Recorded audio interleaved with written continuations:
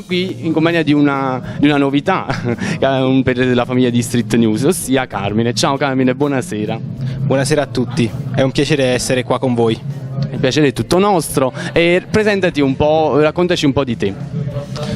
Piacere, sono Carmine Testa, un 17enne ancora scolaro e ho iniziato a cantare sin da piccolo partecipando a dei piccoli concorsi, poi per un breve periodo ho smesso di cantare e dato che Davide mi ha dato l'opportunità di partecipare a questo concorso ho trovato la scusa perfetta per ricontinuare a cantare. E che pezzo proporrai? Perché l'hai scelto? Canterò Se bruciasse la città di Massimo Ranieri. È il mio cavallo di battaglia, l'ho sempre portato con me dovunque e quindi perché non portarlo anche qua a Street News. E tutti noi di Street News facciamo i più grandi in bocca al lupo, non solo per stasera ma anche per l'avvenire, per la tua vita in generale. Manda un saluto speciale ai nostri lettori. Grazie ragazzi, ci vediamo fra poco.